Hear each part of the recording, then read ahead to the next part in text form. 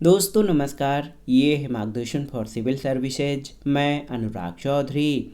दोस्तों, भारतीय इतिहास के महत्वपूर्ण प्रश्नों के अध्ययन के क्रम में इस वीडियो में प्रस्तुत है प्राचीन भारत के इतिहास के अंतर्गत वैदिक काल से संबंधित महत्वपूर्ण प्रश्नों का भाग 3, जो आपके आगामी परीक्षाओं जैसे TGT, PGT, LT grade, government inter college प्रवक्ता, गवर्नमेंट डिग्री कॉलेज, उच्चतर शिक्षा असिस्टेंट प्रोफेसर, केंद्रीय विद्यालय संगठन और नेट जेआरएफ इतिहास के साथ विभिन्न राज्य लोक सेवा आयोगों द्वारा आयोजित परीक्षाओं के लिए इसके सामान्य ज्ञान और सामान्य अध्ययन खंड के लिए बहुत ही उपयोगी हैं। तो आइए शुरू करते हैं प्राचीन भारत के इतिहास के अंतर्गत वैदिक काल से संबंधित महत्वपूर्ण प्रश्नों का भाग 3। पहला प्रश्न है कि ऋग वैदिक काल में अश्वत्थ वृक्ष किसे कहा जाता था। तो सही उत्तर क्या हो जाएगा? बहुत ही महत्वपूर्ण प्रश्न है। सही उत्तर पीपल को। दोस्तों, ऋग्वैदिक काल में अश्वत्थ वृक्ष पीपल को कहा गया है। पीपल को संस्कृत में अश्वत्थ कहा गया है और भारतीय संस्कृत में पीपल देव वृक्ष है। इसके सात्विक प्रभाव से अंतः चेतना पुलकित और प्रफुल्लित होती है। स्कंद पुराण में ये वर्णित है कि अश्वत्थ यानी पीपल के मूल में विष्णु, तने में केशव, शाखाओं में नारायण, पत्तों में श्रीहरि और फलों में सभी देवताओं के साथ अच्युत सदैव निवास करते हैं और पीपल भगवान विष्णु का जीवंत और पूर्णतः मूर्तिमान स्वरूप है। अगला प्रश्न है, ऋग्वेद में धान्यकृत शब्द का प्रयोग किसके लिए हुआ है? तो उत्तर है ओसाने वाले के लिए। ऋग्वेद में धान्यकृत शब्द का प्रयोग अनाज ओसाने वाले के लिए किया गया है। ऋग्वेद के कुल 10,552 श्लोकों में केवल 24 श्लोकों में ही कृषि का उल्लेख है। इसमें से अधिकांश उल्लेख छेपक माने जाते हैं। संहिता के मूल भाग में तो कृषि के महत्व के केवल 3 शब्द ही प्राप्य हैं, जो हैं उर्दर यानी अनाज नापने वाले पात्र, धान्य या धान्यकृत ओसाने वाले और वपंत यानी अनाज बोने वाले शब्द। ये केवल 3 शब्द कृषि के महत्व को दर्शाने वाले ऋग्वेद में प्राप्त हैं। अगला प्रश्न है, अयोध्या का सर्वप्रथम उल्लेख कहाँ मिलता है? आपको बताना है। तो उत्तर है अथर्ववेद में। अयोध्या का सबसे पहले उल्लेख अथर्ववेद में मिलता है। अयोध्या को अथर्ववेद में ईश्वर का नगर बताया गया है और इसकी संपन्नता की तुलना स्वर्ग से की गई है। प्रोफेसर बीबी लाल यानी ब्रजवासी लाल के अनुसार अयोध्या शब्द का उल्लेख अथर्ववेद के अलावा तैत्तिरीय आरण्यक में भी मिलता है। उनका कहना है कि इसके विस्तृत अध्ययन से इसका समीकरण मनुष्य के शरीर से किया जा सकता है। अथर्ववेद में कुल 20 भाग हैं। इसमें 5,987 मंत्र और 730 सूक्त हैं। अथर्ववेद के मंत्रों से जो पुरोहित यज्ञ संपादित करता है वो ब्रह्म कहलाता है। अगला प्रश्न है, किस उत्तर वैदिक कालीन विचारक ने वेदों की महिमा का खंडन किया है? कात्यायन, कौत्स, पाणिनि या बौधायन? तो सही उत्तर कौत्स ने। उत्तर वैदिक कालीन विचारक कौत्स ने वेदों की महिमा का खंडन किया है। इसके अतिरिक्त चारवाक ने वेदों की कटु आलोचना की है। चारवाक के अनुसार वेद अप्रामाणिक ग्रंथ हैं, इसलिए वेदों में वर्णित धर्म का विचार भी भ्रांति मूलक है। चारवाक के अनुसार धर्म मानव के कर्मों का लक्ष्य नहीं है। क्या धर्म है क्या अधर्म है, इसका पूर्ण उल्लेख वेद में मिलता है। ब्राह्मणों ने वेदों की रचना की है। उन्होंने अपने जीवन निर्वाह के लिए धर्म और अधर्म, पाप और पुण्य का भेद उपस्थित कर लोगों को ठगना चाहा है। पूर्ण कश्यप महान अक्रियावादी था। इसका मत था कि कर्मों का कोई महत्व नहीं होता। मक्खलीपुत्र गोशाल ने आजीवक संप्रदाय की स्थापना की। यह घोर अक्रियावादी और नियतिवादी था। और अजित केशकाम्बलिन महान भौतिकवादी था। इसका चिंतन लोकायत या चारवाक परंपरा की पुष्टि करता है। अगला प्रश्न है, ऋग्वेद के 9वें मंडल में सभी सूक्त किस एक ही देवता को समर्पित हैं? ऑप्शन है इंद्र, अग्नि, सोम या रुद्र। तो सही उत्तर ऑप्शन सी हो जाएगा, सोम। ऋग्वेद के 9वें मंडल के सभी सूक्त सोम से संबंधित हैं। सोम आर्यों का प्रिय पेय था, जिसे बाद में देवता की संज्ञा दी गई। ये आर्यों के आनंद और प्रफुल्लता का देवता बन गया। ऋग्वेद में इसकी उत्पत्ति सूर्य और विद्युत से मानी गई है। सोम वनस्पतियों का अधिपति माना गया है। ऋग्वेद के संबंध में थोड़ी सी अन्य महत्वपूर्ण जानकारी। ऋग्वेद में कुल 10 मंडल हैं। 2 से 7 मंडल सबसे प्राचीन माने गए हैं, जो विभिन्न ऋषि कुलों से संबंधित हैं। दूसरा मंडल गृत समद से, तीसरा मंडल विश्वामित्र से, चौथा मंडल वामदेव से, पांचवा मंडल अत्रि ऋषि से, छठवां मंडल भारद्वाज से और सातवां मंडल वशिष्ठ से संबंधित है। आठवां मंडल कण्व ऋषि कुल से संबंधित है। नौवां मंडल सोम देवता से संबंधित है। पहला और 10वां मंडल विभिन्न ऋषियों के सूक्तों का संकलन है। अगला प्रश्न है दोस्तों, ऋग्वेद का नदी सूक्त किस मंडल में है? तो सही उत्तर 10वां मंडल यानी 10वें मंडल में। ऋग्वेद में कुल 10 मंडल और 1028 सूक्त हैं। 1017 सूक्त साकल में और 11 सूक्त बालखिल्य में हैं। ऋग्वेद के 2 से 7 तक के मंडल प्राचीन माने जाते हैं। ऋग्वेद के 10वें मंडल के 75वें सूक्त की रचना ही नदियों की स्तुति के लिए की गई है। 9 मंत्रों को इस सुंदर सूक्त में गंगा, यमुना, सरस्वती, पंजाब की प्रमुख नदियों, उत्तरी पश्चिमी प्रांत की सिंधु, कुभा, स्वात, गोमल आदि 19 नदियों के नाम हैं। अगला प्रश्न है, ऋग्वेद के किस मंडल में गायत्री मंत्र का उल्लेख है? आप जानते हैं तृतीय मंडल, ऑप्शन सी। ऋग्वेद सर्वाधिक प्राचीन वेद है। गायत्री मंत्र ऋग्वेद में उल्लिखित है। इसके रचनाकार विश्वामित्र हैं। ये सूर्य देवता को समर्पित है। ये मंत्र ऋग्वेद के तृतीय मंडल में वर्णित है। अगला प्रश्न है, ऋग्वेद में निष्क ग्रीव क्या है? आपको बताना है। तो ये एक आभूषण का प्रकार है। ऋग्वेद में एक स्थान पर निष्क ग्रीव शब्द का प्रयोग मिलता है। दूसरे स्थान पर कहा गया है कि उषा देवी उन व्यक्तियों के दुह स्वप्नों का प्रभाव दूर कर देती हैं जो निष्क पहनते हैं। सायण ने निष्क का अर्थ बताते हुए लिखा है कि निष्क सुवर्णेन अलंकृत ग्रीवा। इसे प्रकट होता है कि निष्क हंसली अथवा हार की भांति गले में पहना जाता था। इसे स्पष्ट है कि ऋग्वेद में निष्क ग्रीव एक प्रकार का आभूषण था। अगला प्रश्न है, वैदिक युग की सर्वाधिक प्राचीन संस्था कौन थी? परिषद, सभा, समिति या विदथ? तो सही उत्तर है विदथ। विदथ भारोपी आर्यों की प्राचीनतम जनसभा थी और इस सभा में पुरुषों के साथ महिलाएं भी सक्रिय रूप से भाग लेती थीं। ये ऋग्वैदिक कालीन सर्वाधिक महत्वपूर्ण सभा थी क्योंकि इसका उल्लेख ऋग्वेद में 122 बार आया है।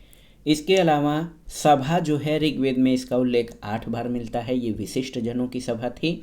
राजा के निर्वाचन और पुनर्निर्वाचन में इसका महत्वपूर्ण योगदान था। समिति ऋग्वेद में इसका 9 बार उल्लेख मिलता है। इससे अनुमान लगाया जाता है कि इसका महत्व सभा से अधिक था। इसलिए समिति को विश्व अथवा जनसाधारण की आवाज़ अभिव्यक्त करने वाली संस्था कहा गया है। इसकी तुलना आधुनिक लोकसभा से की जाती है। गढ़ तो ऋग्वेद के समय ये संभवतः एक जनसभा थी जिसमें कुलीन लोग शामिल थे। इसके मुखिया को गणपति कहा जाता था। और परिषद यह एक जनजातीय सैन्य सभा थी। अगला प्रश्न है, उत्तर वैदिक युग में उत्तरी बिहार के आर्यीकरण का श्रेय किसे दिया जाता है? तो सही उत्तर है विदेह माधव को, ऑप्शन बी। उत्तर वैदिक काल में आर्यों के उत्तरी बिहार के आर्यीकरण का वर्णन सतपथ ब्राह्मण के विदेह माधव की कथा में मिलता है। इसके अनुसार विदेह माधव वैश्वानर अग्नि को मुख में धारण किया, सब कुछ जलाता हुआ पूर्व दिशा की ओर आगे बढ़ा और उनके पीछे पीछे उसका पुरोहित गौतम राहुगढ़ चला। वह सदानीरा वर्तमान बिहार की गंडक नदी के तट तक गया। यही आर्यों की पूर्वी सीमा हो गई और उसका आर्यीकरण किया। वैदिक साहित्य में कुरु, पांचाल, मत्स्य को ब्रह्मर्षि देश कहा गया है। डॉक्टर राजबली पांडे कौशल, काशी, विदेह को आर्य संस्कृति की सीमा बताते हैं और इसे मध्य देश कहते हैं। अगला प्रश्न है, उत्तर वैदिक काल में आर्यों को भारतीय भूगोल के किस अंश की जानकारी नहीं थी? आपको बताना है। दोनों समुद्रों की, हिमालय के विभिन्न पर्वत शिखरों की, कृष्णा नदी घाटी तक दक्षिण भारत की या संपूर्ण गंगा नदी घाटी की? तो सही उत्तर कृष्णा नदी घाटी तक दक्षिण भारत की। इसकी जानकारी जो है उत्तर वैदिक काल में आर्यों को नहीं थी। उत्तर वैदिक काल का समय 1000 ईसा पूर्व से 600 ईसा पूर्व तक था। इस समय आर्य सभ्यता का प्रसार विंध्य पर्वत के दक्षिण में नहीं हो पाया था। किसी भी वैदिक ग्रंथ में हमें दक्षिण के राज्यों का उल्लेख नहीं मिलता। सतपथ ब्राह्मण में पूर्वी और पश्चिमी समुद्रों का उल्लेख हुआ है। अगला है, निम्नलिखित में से कौन वैदिक समाज में प्रचलित नहीं था? आपको बताना है। ये प्रश्न बहुत ही महत्वपूर्ण है। ऑप्शन है विधवा विवाह, बहुपत्निकता, इसके अलावा प्रेम विवाह या सती प्रथा। तो सही उत्तर क्या हो जाएगा? सती प्रथा, ऑप्शन डी। याद रखिएगा, सती प्रथा का जो प्रचलन है वैदिक समाज में नहीं था। भारतीय मुख्यतः हिंदू समाज में सती प्रथा का उद्भव प्राचीन काल से माना जाता है, लेकिन इसका व्यापक रूप में प्रचलन पूर्व मध्यकाल में हुआ। सती प्रथा का पहला अभिलेखी साक्ष्य 510 ईस्वी का एरड़ अभिलेख में मिलता है। 15वीं शताब्दी में कश्मीर के शासक शाहमीर वंश ने सिकंदर ने इस प्रथा को बंद करवा दिया था। मुगल शासक अकबर और पेशवाओं के अतिरिक्त पुर्तगाली गवर्नर अल्बुकर्क ने भी इस प्रथा पर रोक लगाई थी, और ब्रिटिश भारत में कुछ गवर्नर जनरल जैसे लॉर्ड कॉर्नवालिस और लॉर्ड हेस्टिंग्स ने इस दिशा में कुछ प्रयत्न किए, लेकिन इस क्रूर प्रथा को कानूनी रूप से बंद करने का श्रेय लॉर्ड विलियम बेंटिक को जाता है, और राजा राममोहन राय ने बेंटिक के इस कार्य में सहयोग किया था। अगला है, राजसूय यज्ञ के समय ऋग्वैदिक राजा लगभग 1 दर्जन रत्नियों के घर जाता था। उनमें से कितनी रत्नियां महिलाएं होती थीं? 4, 6, 8 या 10? तो सही उत्तर 4। उत्तर वैदिक काल में कुलीन वर्ग से संबंधित राज्य के उच्च पदाधिकारियों को रत्नी कहा जाता था। तैत्तिरीय संहिता और शतपथ ब्राह्मण में रत्नियों की संख्या 12 बताई गई है, जिनमें महिलाओं की संख्या 4 होती थी। प्रमुख 12 रत्नियों में पुरोहित, सेनानी, ग्रामणी, संग्रहिता, छत्ता, सूत, भागदूत, अक्षवाप, वावाता, परिवृत्ति, महिषी और राजन्य शामिल हैं। महिषी पटरानी थी, जबकि वावाता राजा की प्रिय रानी थी। परिवृत्त उपेक्षित रानी थी जो पुत्रहीन थी, तथापि वह धार्मिक कार्यों में भाग लेती थी।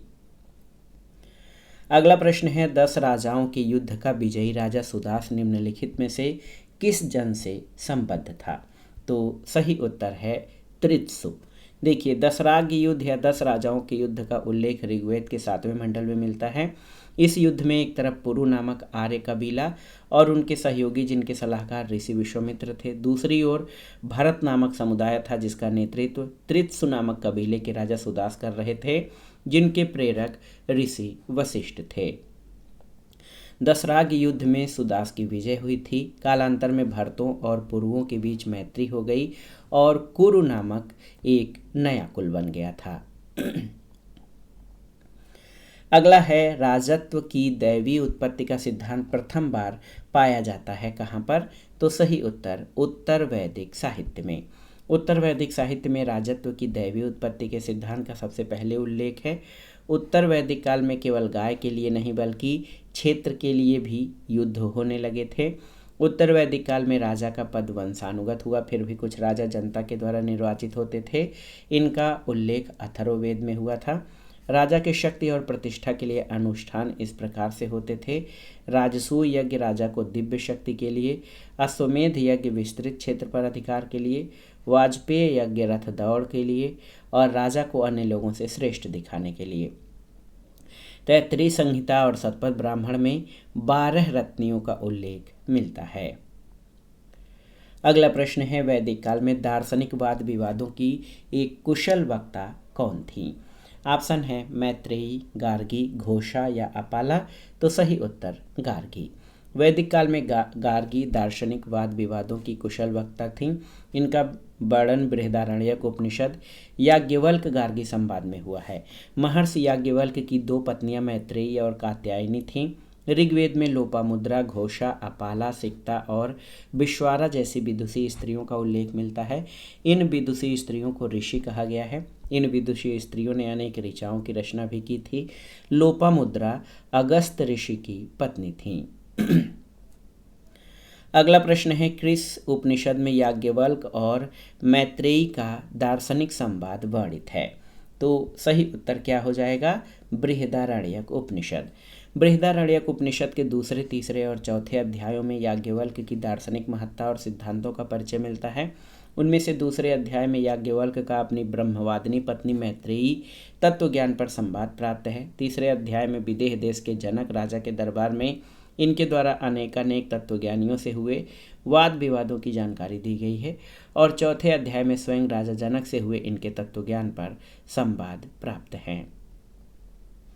अगला प्रश्न है, आध्यात्म ज्ञान के विषय में यम और नचिकेता का संवाद किस उपनिषद में प्राप्त है? तो ये है कठोपनिषद, ऑप्शन सी। कठोपनिषद में दोस्तों यम और नचिकेता का संवाद मिलता है, जिसमें आचार्य यम ने नचिकेता को उपदेश दिया है, न इस आत्मा का कभी जन्म होता है, न इसकी कभी मृत्यु होती है, ये अजन्मा, नित्य और शाश्वत है। कठोपनिषद कृष्ण यजुर्वेद का उपनिषद है।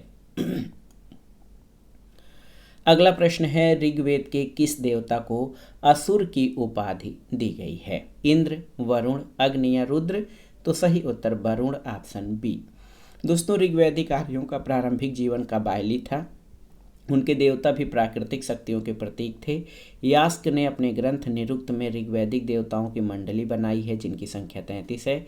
इन्हें आकाश, अंतरिक्ष और पृथ्वी के देवता के रूप में विभाजित किया गया है।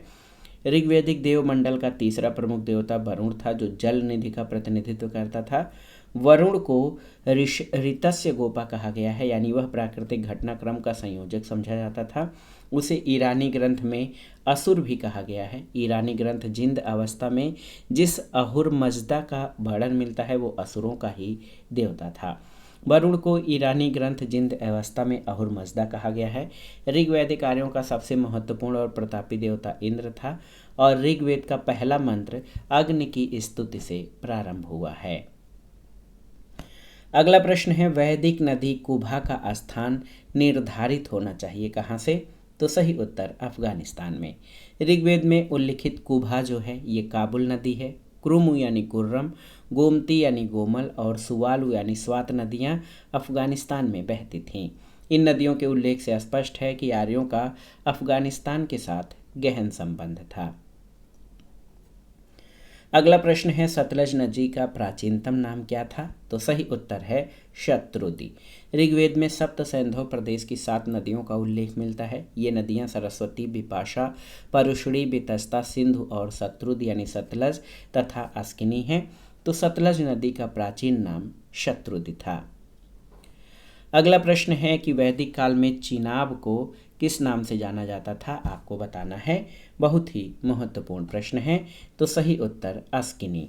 वैदिक काल में चिनाब नदी को अस्किनी के नाम से जाना जाता था, जबकि रावी को परुषणी, सतलज को शत्रुदी और झेलम को वितस्ता के नाम से जाना जाता था।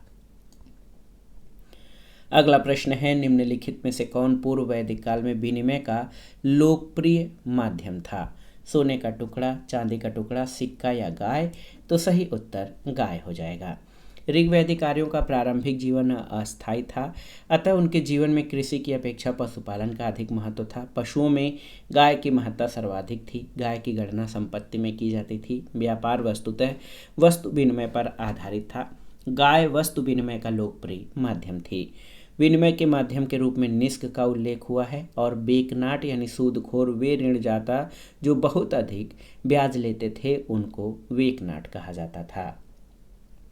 अगला है, निष्क निम्नलिखित में से किस काल में विनिमय के एक माध्यम के रूप में प्रयुक्त होता था? तो उत्तर है वैदिक काल में। ऋग्वैदिक काल में निष्क गले में पहना जाने वाला एक प्रकार का हार था, किंतु निष्क वैदिक काल में विनिमय का एक माध्यम भी था। अगला प्रश्न है, वैदिक यज्ञ परंपरा में होता का संबंध किससे है? तो आप सभी जानते हैं होता ऋग्वेद का ऋषि या जो है पुजारी होता था, पुरोहित। ऋग्वेद आर्यों का सबसे प्राचीन ग्रंथ है। ऋग का अर्थ होता है छंदोबद्ध रचना, श्लोक, और ऋग्वेद के सूक्त विविध देवताओं की स्तुति करने वाले भाव से भरे गीत हैं। इनमें भक्ति भाव की प्रधानता है। ऋग्वेद के ज़्यादातर मंत्र देव आवाहन से संबंधित हैं। ऋग्वेद के मंत्रों का उच्चारण करके जो पुरोहित यज्ञ संपन्न कराता था उसे होता कहा जाता था।